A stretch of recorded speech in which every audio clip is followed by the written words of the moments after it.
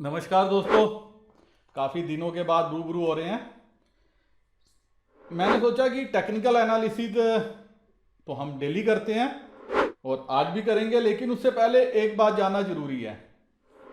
ये जो fall Friday को आया, क्या ये फॉल प्लान था, प्री प्लान था, और दिक्कत क्या आई मार्केट को?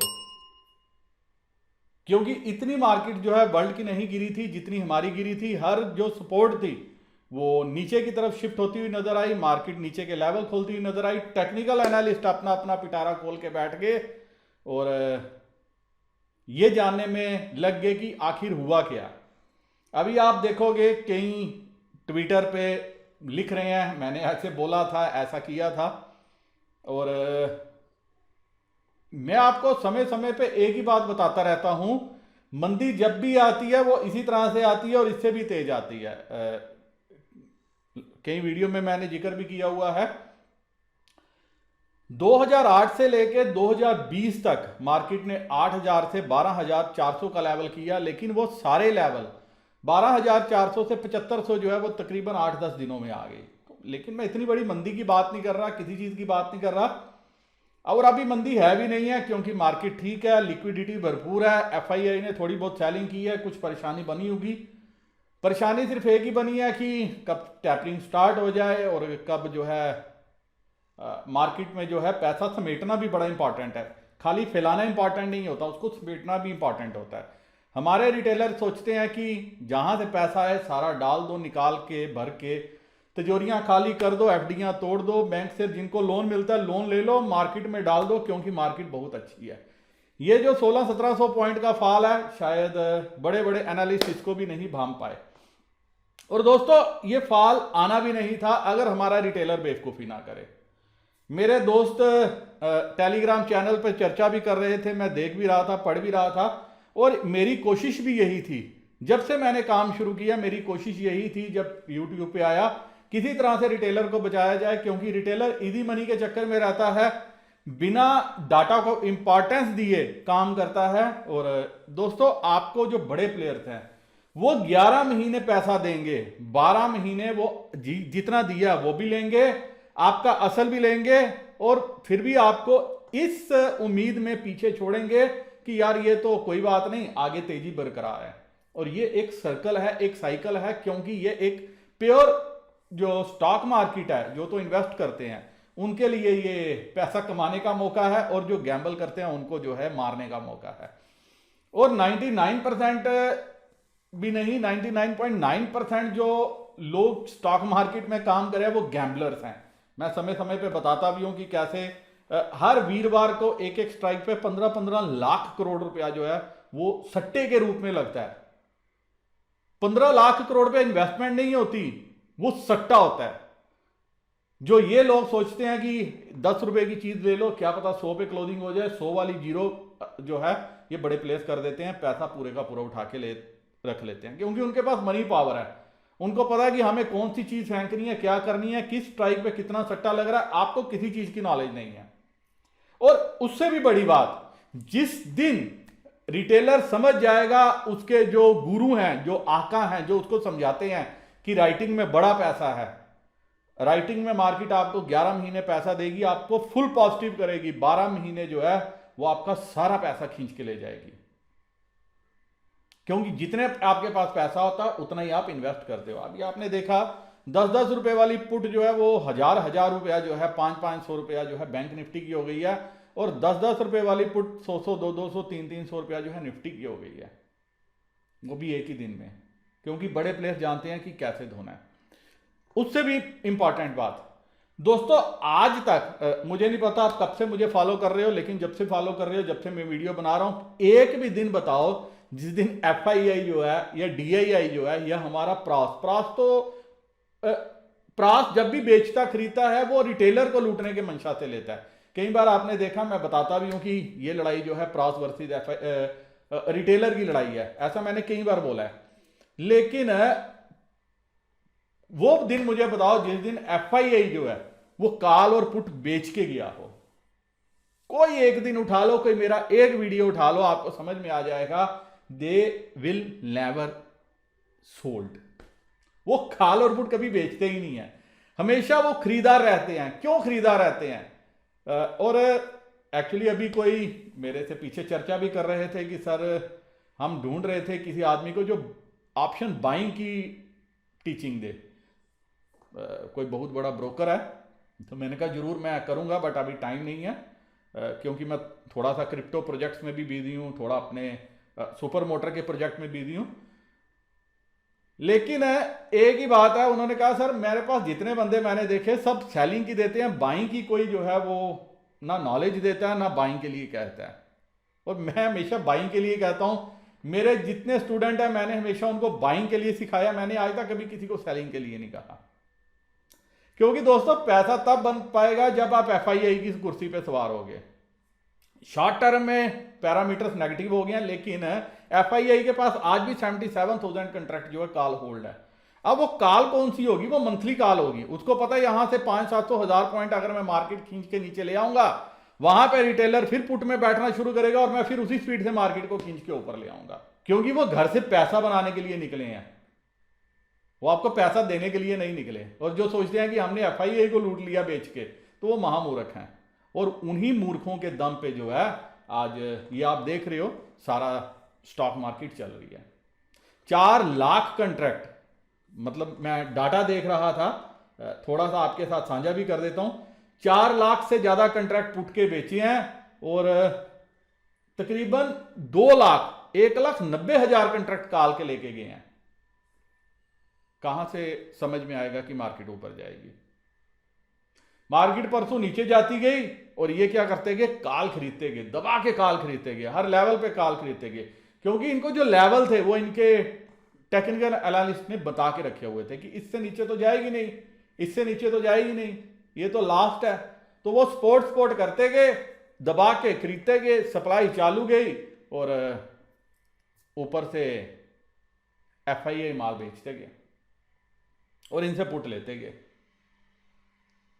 तो जिस दिन रिटेलर इस चीज से निकलेगा, ये सोचेगा कि मुझे बेचना नहीं है, मुझे खरीद के चलना है, उस दिन से सब कुछ नॉर्मल हो जाएगा। लेकिन इजी मनी, क्विक मनी, ये भारतीयों के खून में है। वो चाहते हैं कि फौरन पैसा बने, सुबह को इन्वेस्ट करें, शाम को हमारा निकल के जाए। जब तक ये लालच, ये ग्रीडीनेस ट्रेडर्स के दिमाग में रहेगी, रिटेलर्स के दिमाग में रहेगी, वो पैसा मार्केट से बना ही नहीं पाएंगे।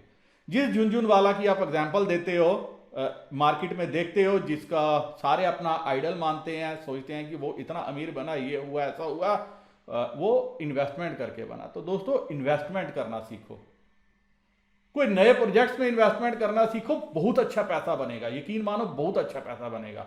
अगर आपके पास विजन है, टर्म है, पैसा बनाना चाहते हो, 1000 से लाख बनाना चाहते हो, वो सिर्फ इन्वेस्टमेंट से बनेगा। ट्रेडिंग से पैसा बनेगा, लेकिन आपको हौसला रखना पड़ेगा। आप अगर डेली आओगे, कूदोगे, मंथली में बैठोगे, फिर कुछ होप रहता है कि पैसे बच जाएंगे।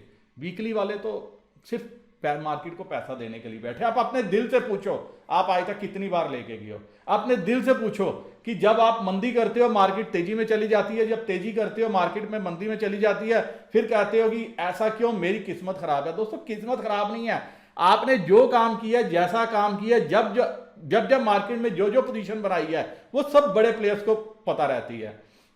मैं की बात कहता हूं, आपके हाथ में 10,000, 20,000, 50,000, लाख, 2 लाख, 5 लाख, 10 लाख, 20 लाख, 50 लाख, 1 करोड़, ये हो सकता है। लेकिन जिनके साथ आप मैच खेलने उतरे हो, वो सब 100 करोड़, 200 करोड़, 500 करोड़, 1000, 2000, 5000, 10,000 करोड़ के जो है लेके मार्केट में आपके सामने अपोनेंट के रूप में बैठते हैं। कहां से पैसा बना पाओगे? फिर भी अगर आपको लगता है बना पाओगे, then good luck, best of luck. अब इसी के साथ करते हैं एनालिसिस शुरू कि कल मंडे को मार्केट कैसे कामकाज कर सकती है। लेकिन उससे पहले disclaimer, video education learning purpose के लिए, मेरी तरफ से कोई बाय सेल का रिकमेंडेशन नहीं है। कुछ भी खरीदने बेचने से पहले आपको अपने फाइनेंशियल एडवाइजर की मदद ले लेनी चाहिए, क्योंकि आपको होने वाले प्रॉफिट लॉस के लिए मेरा चैनल किसी भी तरह से जिम्मेवार नहीं है। अब चलते हैं, देखते हैं और करते हैं कि डाटा क्या बना है और कल मार्केट क्या कर सकती है। दोस्तों रिटेलर बुलिश पोजीशन लेके गया है, इंडेक्स फ्यूचर खरीदे हैं, कॉल अच्छी खासी क्वांटिटी में खरीदी और पुट बेची है। ऐसा लग रहा है पागल ही हो गया रिटेलर। इसकी एक्टिविटी देख के तो कई बार लगता है कि ये सिर्फ लोन लेके अपने घर से पैसा निकाल निकाल के जो है बड़े प्लेयर्स को देने के लिए पैदा हुआ है। FII बीरिश पोजीशन लेके गए हैं, प्रॉस बीरिश पोजीशन लेके गए हैं, DII बीरिश पोजीशन लेके गए हैं। 3 बड़े प्लेयर बियर हैं और हमारा रिटेलर बुलिश है। और दोस्तों जो कल गिरावट थी वो आप सभी ने देखी थी। अब हुआ क्या, नेट बेसिस पे रिटेलर 22,000 कंट्रैक्ट लॉन्ग करके गया है, DII 71,719 कंट्रैक्ट शॉर्ट करके गया है, FII 30,000 कंट्रैक्ट रह गया, 37,000 इसने बेच दिए हैं। आप देखिए लॉन्ग क्लोज किए हैं, सामने से शॉर्ट भी ऐड किए हैं। और प्रॉस 16,401 कंट्रैक्ट लॉन्ग किए हैं और ये शॉर्ट किए हैं। नेट बेसिस पे 18,740 कंट्रैक्ट इसके पास हैं, नंबर इसने बढ़ाया है। लेकिन इसने बिकवाली खूब की है। आप देखिए काल में एक्चुअली नंबर इसको भी बढ़ाना चाहिए था, लेकिन ये क्या हो गया, ये उल्टी दिशा में बैठ गया। जैसे मैं कई बार बोलता हूँ कि रिटेलर बड़ी जल्दी अपनी मेंटालिटी चेंज करता। अब यहाँ से देखोगे इसने सिर्फ काल में काम किया है, फॉल आता गया, ये सिर्फ काल में काम करता गया। और पुट में इसका नाम मात्र इंटरेस्ट था। पुट ये शॉर्ट कर रहा था, वो यहाँ से समझ में आ रहा है, और काल ये लॉन्ग कर रहा था। मार्केट नीचे आती गई, ये भी नीचे आता गया, लेकिन काल को लॉन्ग करता गया। अब नेट बेसिस पे 1,07,000 कंट्रैक्ट इसके पास लॉन्ग हैं, 70,000 FII के पास हैं और 401 कंट्रैक्ट जो है DII के पास हैं। वीकली डाटा जो है वो काफ़ी ज़्यादा ये नेगेटिव कर गया FII की एक्टिविटी से, और 4,05,000 कंट्रैक्ट ये उल्टा शॉर्ट कर गया।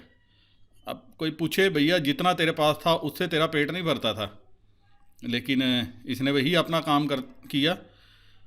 और ये जो मैक्सिमम एक्टिविटी है, ये जो कमिंग वीक है, ये उसके लिए हुई है। ये मैं डाटा में देख रहा था ऑप्शन चेन में, ये कमिंग वीक के लिए डाटा काफ़ी नेगेटिव है। और 3,05,000 कंट्रैक्ट FII ने खरीदे हैं, मतलब इसने 45,000 कंट्रैक्ट यहाँ पे नंबर बढ़ा लिया है।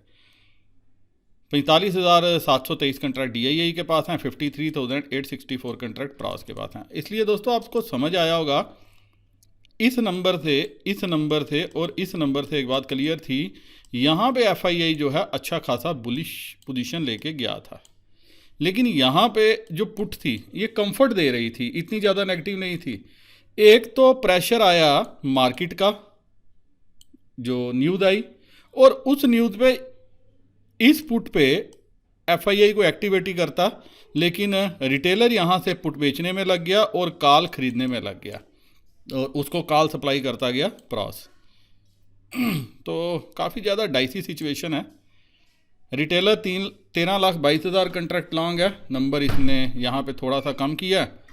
FII 38,692 कंट्रैक्ट हैं, नंबर इन्होंने बढ़ाया। 2,20,000 कंट्रैक्ट प्रॉस के पास भी हैं, और 15,81,000 कंट्रैक्ट जो है ये DII ने शॉर्ट किया है। अब चलते हैं बाकी पैरामीटर्स के ऊपर। US मार्केट अच्छे खासे नेगेटिव बंद हुए हैं, हालांकि सेशन छोटा था, लेकिन उसके बावजूद अच्छे खासे बंद हुए हैं, और ये भी डे लो के आसपास ही बंद हुए हैं। SGX निफ्टी भी नीचे है, और साथ में वर्ल्ड मार्केट भी आप देखोगे सारी नेगेटिव ही है। अब IBOVESPA ये भी, मतलब पूरी वर्ल्ड मार्केट नेगेटिव ही बंद हुई है। 5,000 करोड़ से ज़्यादा की FII ने सेलिंग की है और 2,200 करोड़ की DII ने बाइंग की है। अब जो डो एक्सटेंडेड है, मतलब जो फ्यूचर है, जो जहाँ से हम क्लू लेते हैं, ये भी 209 पॉइंट अभी नीचे है, मतलब इसमें अभी कोई बढ़त नहीं है। अब कल हमारी मार्केट खुलते तक एशियन मार्केट कैसे कामकाज करती है और US मार्केट कैसे फ्यूचर कामकाज करते हैं बहुत इंपॉर्टेंट है। लेकिन ओपनिंग नेगेटिव ही होगी ऐसा आप मान के चल सकते हो। किसी कारणवश फ्लैट ओपनिंग मिल जाए तो एक बार के लिए पुट आपको फ़ायदा दे सकती है। 17,183 17,183। दोस्तों ये कुछ जो है गलत दिखा रहे हैं, मैंने अभी वही सर्च कर रहा था। निफ्टी की क्लोजिंग हुई है 17,000 के लेवल के आसपास, तो मैं सीधा 17,000 के आसपास चलूँगा। 17,000 पे 59,000 कंट्रैक्ट हैं पुट साइड में। इवन आप देखोगे ये सारी पुट 250 से लेके नीचे तक। मेरे एक दोस्त बोल रहे थे कि सर FII ने पुट में प्रॉफिट नहीं बुक किया। बिल्कुल किया। आप देखोगे जहाँ पे आपको होगा हर जगह आपको माइनस नज़र आ रहा है। लेकिन उसके साथ ही क्या हुआ है, रिटेलर ने फर्दर पुट राइटिंग की है। आपने देखा तो वो ये पुट आके वो यहाँ से ऐड हो गई है, क्योंकि 17,200 पे सपोर्ट की बात की जा रही थी कि 200 अच्छी सपोर्ट है, तो उसने क्या किया 17,200 के लेवल 250 के लेवल के आसपास ही जो है फर्दर राइटिंग कर दी, और 250 पॉइंट यहाँ से मार्केट नीचे है। एक बात। दूसरी बात, इधर तक तो ठीक था, 17,000 पे भी 22,000 कंट्रैक्ट ऐड हुए हैं, 17,100 पे 25,000 हैं, और 16,900 पे भी 15,000 है, 16,800 पे 21,000 हैं, 16,700 पे 15,000 हैं। तो ये आप ये समझ सकते हो 16,700 तक की तो रास्ता इसने ओपन कर दिया है रिटेलर ने अपनी एक्टिविटी से। और ऊपर क्या किया, यहाँ पे पुट कर दिया काम और यहाँ पे कॉल खरीद लिया। अब 17,000 के लेवल पे 6,000 कंट्रैक्ट तो ऐड हुए हैं। अगर देखोगे 17,000 तो बड़ा अच्छा लेवल है, इवन 17,100 भी बड़ा अच्छा लेवल था, 17,200 भी बड़ा अच्छा लेवल था, लेकिन यहाँ 44,000 कंट्रैक्ट ऐड हो गए। दिक्कत यहीं पे है, कृपा इसलिए नहीं बरसेगी कि वीकली बेसिस पे उसने पुट बहुत अच्छी बेची है नीचे लेवल पे, 250 पॉइंट वहाँ से मार्केट नीचे के लेवल पे ऑलरेडी है, और अगर कल और नीचे हो जाती है तो ये सोचो कि ये सब अभी बैठे हैं जो करेंगे, जिनको करनी ही है। और यहाँ पे क्या किया है, यहाँ पे तो इसने कॉल ले ली है, 17,000 में से 100 के लेवल पे 16,000 कंट्रैक्ट थे, 15 मतलब 1,000 के बदले यहाँ पे सिर्फ 15,000 कंट्रैक्ट इसने सीधा सीधा ऐड किए हैं। 17,200 पे, 250 पे, 300, 400, 450, कहीं पे भी जहाँ पे आपको नज़र आ रही है वहाँ हर जगह अच्छी जो है माल इसने ऐड की है। तो अब इस सारी चीज़ के बीच में क्या हो सकता है, इससे नीचे का रास्ता ओपन हो गया जो 144 DM में है वो है तकरीबन 16,750, 16,800 के लेवल पे, 100 तक तो ये पहुंच गई है। अब अगला लेवल यहाँ पे, अब क्या कल गैप डाउन इस लेवल के आसपास होती है ये देखना है, और अगर गैप डाउन होती है उसके पास कैसे बिहेव करती है। क्या रिटेलर अपनी पुट कवर करके कॉल से निकल के पुट में बैठता है, एक सिनेरियो ये बनेगा।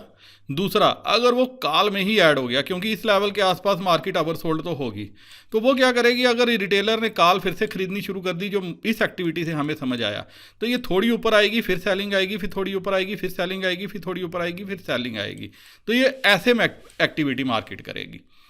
तो आपको क्या करना चाहिए, अगर 16,750 के नीचे की क्लोजिंग देती है तो आपको एक बार के लिए जो भी आपके पास कॉल्स हैं उधर से निकल जाना चाहिए। बट मेरे हिसाब से अभी पूरा जिनके पास कॉल्स हैं, मंथली कॉल्स हैं दिसंबर महीने की, उनको अच्छा मौका देगी मार्केट एक बार निकलने का, क्योंकि ये वीकली बेसिस पे डाटा बना है। वीकली बेसिस पे आप देखिए 11,71,000 कंट्रैक्ट हैं कॉल में और 6,18,000 कंट्रैक्ट हैं पुट में। पुट क्लियर कट बेची हुई है और कॉल खरीदी हुई है मैक्सिमम रिटेलर के पास, और कुछ पोर्शन FII के पास है। नेट बेसिस पे इस तरह से अगर आप इसको समझेंगे तो पुट जितनी बेची है सारी रिटेलर ने बेची हुई है।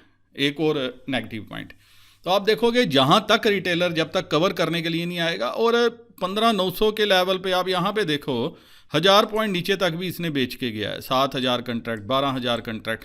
तो एक्चुअली रिटेलर ने अपनी तरफ से कुछ चालाकी दिखाने की कोशिश की। उसने किया क्या है, उसने यहाँ से पुट अपनी जहाँ से कवर कर सकता था किया, और उसने उसको शिफ्ट कर दिया नीचे के लेवल पे। तो क्या नीचे के लेवल पे मार्केट उसको ओब्लाइज करेगी? क्या मार्केट उसको ओब्लाइज करने के लिए बनी हुई है? बिल्कुल भी नहीं। मार्केट बनी है अपनी दिशा दशा खुद तैयार करने के लिए, और मार्केट बनी है बड़े प्लेयर्स को ओब्लाइज करने के लिए। मेरे को और आपको ओब्लाइज करने के लिए मार्केट नहीं बनी। जो कहते हैं कि रिटेलर पावर है, ये तीसरी महाशक्ति है, ये चौथी महाशक्ति है, ये पांचवी महाशक्ति है, तो आपने महाशक्ति का हाल होते हुए देख लिया। अगर ये महाशक्ति होती, इनको अकल होती, तो ये writing at least 4 lakh contract put नहीं बेच के जाते। आप देखो कि 10-10 रुपये वाली पुट जो इन्होंने बेची हुई थी, 20-20 रुपये वाली, अब 132 रुपीज़ पुट के बने बीच में ऐड हुए हैं। 144 का लास्ट प्राइस है। 132 का मतलब ये पुट तकरीबन 8 या 9 रुपये में बिकी है। ये पुट तकरीबन 12 रुपये में बिकी है 17,000 की। सब 12 रुपये वाली चीज़ 152 रुपये आ गई है, और अगर ये 700 तक जाती है, आप समझ सकते हो इसका क्या रेट बनेगा, क्या हाल होगा इस तीसरी महाशक्ति का, जिसको महाशक्ति का नाम दे दिया गया।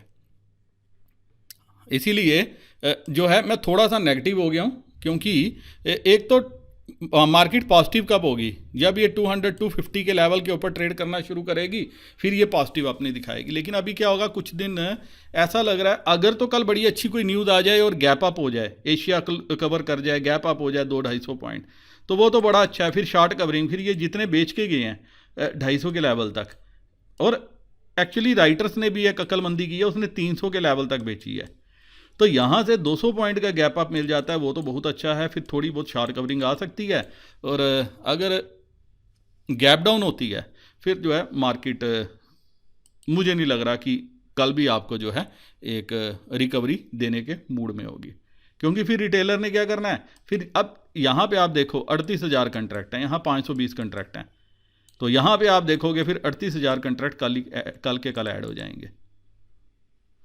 तो एक बेवकूफ़ी जो रिटेलर को नहीं करनी चाहिए, अभी ये नहीं सोचना चाहिए कि मैं कॉल खरीद लूँ। हाँ, शेयर आपको अच्छे लगते हैं, आप शेयर में पोजीशन बनाओ, HDFC बैंक में पोजीशन बनाओ, कल आपको मिलता है तो, या HDFC की मंथली कॉल ले लो, 1510 के ऊपर अच्छी तेज़ी आएगी, और 1480 का स्टॉप लॉस लगा लो, 1480 के नीचे जाएगा तो ये और ख़राब होगा। तो आपको क्या करना चाहिए, आपको अगर स्टॉक समझ में आते हैं, स्टॉक्स में पोजीशन बनाए, और पोजीशन बनाने से अच्छा है 1 2 3, जब तक ये नया वायरस, जो पहले कोविड था, कोरोना था, अब ओमिक्रॉन है, तो जब तक ये नए वायरस पे कुछ क्लैरिटी नहीं हो जाती, जब तक कुछ पॉजिटिविटी नहीं आती, कोई वर्ल्ड मार्केट पॉजिटिव नहीं होती, कोई US मार्केट से पॉजिटिव रुझान नहीं आते, तब तक आपको फिलहाल अवॉइड करना चाहिए। मेरी एक क्लियर कट आपको ये सजेशन है। मंथली कॉल वाले होल्ड करके बैठ सकते हैं, क्योंकि अगर बाउंस आई, मार्केट ने बाउंस जिस भी लेवल से किया, अब किस लेवल से करेगी, अगर तो 750 के नीचे गई, 800 750 के नीचे के लेवल गई, फिर तो काफ़ी ज़्यादा ख़राब हो जाएगी, फिर तो ये 700-800 पॉइंट नीचे की तरफ और खुल जाएंगे। तो यही आपको जो है फाइनल स्टॉप लॉस जो है समझना चाहिए, क्योंकि उसका सिर्फ एक ही रीज़न है, जो टेक्निकल वाले हैं, जो वो हैं, आपको पता है कि मैं टेक्निकल कम ही मिलाता हूँ। मेरे लिए इंपॉर्टेंट ये है, ये जो राइटिंग की है रिटेलर ने, ये हर लेवल पे आप देखो भर भर के पुट बेची है, हर लेवल पे, इसीलिए। और रिटेलर के बस की बात नहीं है मार्केट को संभालना, क्या जहां FII ने पीछे 20-25 हज़ार करोड़ की सेलिंग की है, वो गिराने के लिए और 20,000 करोड़ की कैश में सेलिंग कर देगा, क्या कर लोगे, क्या कर लेगा रिटेलर, ऑलरेडी उसके पास दुनिया भर का माल पड़ा हुआ है। वैसे पैनिक भी अभी कल से हो गई है, और काफ़ी नीचे के लेवल खुलने शुरू हो गए हैं। तो एक चीज़ तो तय है, मार्केट बॉटम कब बनाती है, जब खूब जो है नेगेटिव न्यूज़ होती हैं। तो जितनी नेगेटिविटी थी वो तो फैल गई है कल से, तो ऐसा लग रहा है कि एक बार के लिए 17,000 या मैक्स टू मैक्स 800 750, ये एक लेवल है जहाँ पे आपको नज़र रखनी चाहिए। अब क्या पता यहाँ पे ओपन हो और तेज़ी से बाउंस भी कर जाए, यू विल नेवर नो। तो आपको पहले 15 मिनट का एक्शन देखना चाहिए, उसके बाद मार्केट में अपनी जो है पोजीशन बनानी चाहिए, अगर आप बनाना चाहते हो। और अगर आपने वेट कर सकते हो तो आपको 1-2 दिन वेट करने चाहिए, देखो कि नवंबर महीने की मंथली क्लोजिंग कैसे होती है। तो जो ऊपर के लेवल हैं, मैं काफ़ी ज़्यादा अभी देख नहीं रहा, हाँ नीचे के लेवल पे 16,800 750 पे एक सपोर्ट नज़र आ रही है।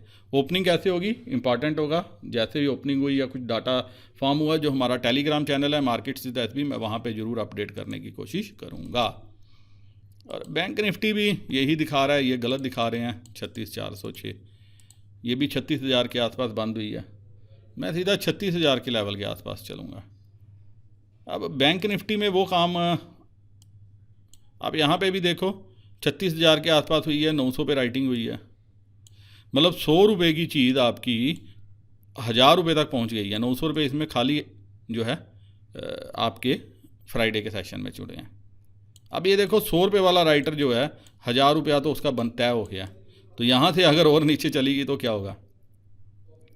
लेकिन अगर 35,500 के आसपास, 35,400 के आसपास अगर आपको मिलती है तो दोस्तों एक बार के लिए आपको बाय करना चाहिए। स्टॉप लॉस आपका 35,000 होना चाहिए। और मुझे लग रहा है कि मार्केट जो है बैंक निफ्टी आपको काफ़ी अच्छा सरप्राइज़, अच्छा मूव दे सकती है ऊपर वाली तरफ आने वाले दिनों में। या यहाँ पे भी आप 1-2 दिन अगर वेट करना चाहें, डाटा पे नज़र रख सकते हैं। लेकिन अगर 500 पॉइंट का हम यहाँ स्टॉप लॉस रखेंगे 35,500 के नीचे 35,000 का, तो रिवार्ड यहाँ पे कहाँ तक आता है। आने वाले दिनों में बैंक निफ्टी 38,000, 40,000, 42,000 कुछ भी लेवल जो है वो दिखा सकती है। HDFC बैंक, ICICI बैंक, ये बैंक काफ़ी ज़्यादा जो है अभी टूट चुके हैं। तो यहाँ पे आप देखोगे एक बार के लिए बाइंग आएगी। तो एक ही है यहाँ, अगर 500 पॉइंट का रिस्क है तो रिवार्ड जो है 3000 से 5000 पॉइंट का, जो आप अगले कुछ दिनों में आते हुए देखोगे। तो यहाँ पे भी इस लेवल के आसपास जो है वो बाय करना चाहिए अगर आती है। अब देखो 33,000, लेकिन यहाँ पे भी एक चीज़ है कि अब इनका कितना दम है कि ये लॉस ले सकें, वो मैटर करता है। अगर तो इन्होंने जीरो ही करना है सब कुछ, अगर कवर नहीं करना फिर तो कोई कुछ कर नहीं सकता। और ऊपर की तरफ आप देखोगे हर लेवल पे अच्छा रेजिस्टेंस है। 10,400 कंट्रैक्ट खाली जो है 36,300 पे ऐड हुए हैं, 14,506, 36,500 पे, 36,600, 700, 800, 900, 1000। अब मैं यही मेरा एक मैटर ऑफ सरप्राइज है कि ये रिटेलर करता क्या है यार। अगर करने ही लगे हो तो इसको मंथली, अब अगर मार्केट इस हिसाब से नीचे आई है तो आप 2 महीने, 3 महीने, 5 महीने का व्यू बनाओ, मार्च की कॉल प्लस कर लो अगर समझ में आती है तो। अगर आपने 100% पोजीशन बनानी है 25% बना लो अभी, 25% और 500 पॉइंट निफ्टी नीचे आती है तब बनाओ, 25% और 500 पॉइंट नीचे आती है तब बनाओ। और किस दिन रिवर्स हो जाए, किस लेवल से हो जाए, किस लेवल पे रिटेलर जो है कॉल से निकल के पुट में बैठ जाए, यू विल नेवर नो। तो यहाँ पे अगर आप बाई करोगे तो अच्छा एक जो है प्रॉफिट दे सकती है। और अगर आपको प्रॉफिट होता है तो अपने उसको जरूर स्टॉप लॉस को ट्रेल करते जाना, या एक आध दिन अगर आपने वेट करना है तो 1-2 दिनों के लिए वेट भी कर सकते हो। देखो कि कैसे जो है फर्दर डेवलपमेंट्स, फर्दर न्यूज़ कैसे आती हैं, वो इंपॉर्टेंट होगी अगले कुछ दिनों के लिए मार्केट की दिशा दशा तय करने के लिए। बाकी जो रिटेलर जो हमारा पहलवान है ही है, अगर उसने यही हरकतें की तो फिर तो कुछ बोल ही नहीं सकते, फिर क्या बोलेंगे। फिर मार्केट 35,000 क्या, फिर 32,000 भी आ जाएगी, क्योंकि अगर 35,000 का लेवल टूटा तो नेक्स्ट लेवल जो है वो सिर्फ सीधा 32,000 का है, 32,000 का।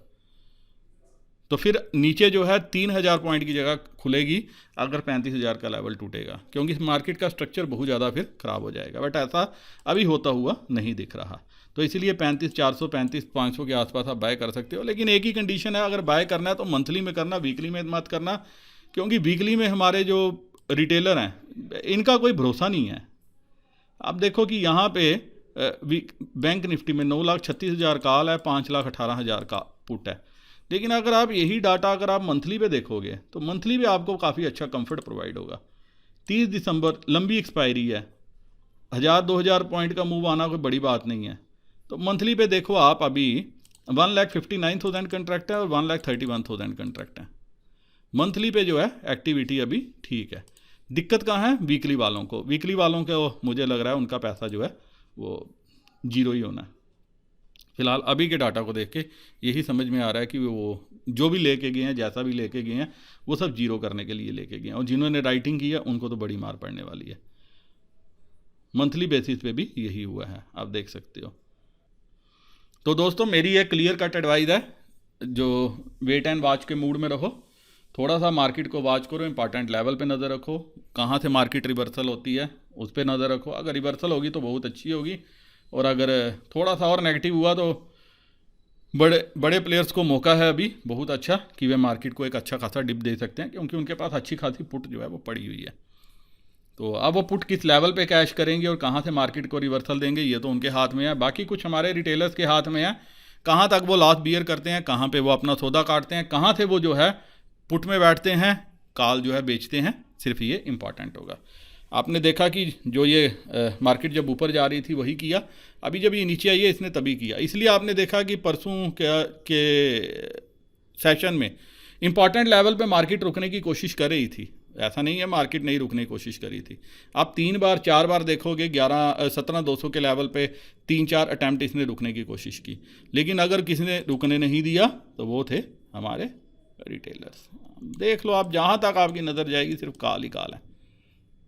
17,900 के लेवल पे 4 रुपये में, 5 रुपये में, ये 10 रुपये में सारे पैसे जो हैं इन्होंने। और इन द मनी में भी आप देखो 303 रुपये उड़ गए और 44,000 कंट्रैक्ट इन्होंने ऐड किए हैं, 280 उड़ गए, 20,000 कंट्रैक्ट ऐड। इसलिए एक ट्रेड हमने भी दिया था, लेकिन मैंने मंथली पे दिया था, और मैंने ये लिखा भी था कि अगर कोई रिस्क लेना चाहता है तो ले सकता है, या वेट करना चाहे तो वो वेट भी कर सकता है। एक ही चीज़ जो समझ में आती है, रिटेलर जब करता है वो ऐसी बेवकूफ़ियाँ हमेशा करता है। और जो एडवाइस मैंने दी थी वो मैंने मंथली के लिए दी थी, क्योंकि अगर आपकी मार्केट यहाँ से नीचे जानी हुई, आपका विक्स भी बढ़ेगा, सब कुछ पड़ेगा, और कहीं ना कहीं प्रीमियम भी आपको जो है शूट अप होते हुए दिखेंगे। अब आगे जो भी होगा हम लाइव मार्केट में एक बार देखने की कोशिश करेंगे। मुझे भी अगर कुछ नज़र में आया तो मैं ज़रूर अपने टेलीग्राम चैनल पे अपडेट करूंगा। और दोस्तों, जो शीट मैंने पोस्ट की थी वो आप मेरे Twitter handle markets with SB में लाइव मार्केट में भी देख सकते हो। इसी के साथ दोस्तों ये वीडियो मैं यहीं खत्म करने की इजाजत चाहता हूं। उम्मीद करता हूं कि इस एनालिसिस के बेसिस पे आपको ट्रेड करने में जरूर सहायता मिलेगी। मेरे वह दोस्त जो सेटिस्फाई होंगे इस वीडियो से, वो ज़्यादा से ज़्यादा इस वीडियो को शेयर करो। मेरे काफ़ी दोस्तों ने लिखा कि हमें एक अपना ग्रुप बनाना चाहिए, सब कुछ करना चाहिए। मैं आगे बढ़ने के लिए तैयार हूं, मैं लीड लेने के लिए तैयार हूं, सिर्फ आप सबका साथ, सबका प्यार चाहिए।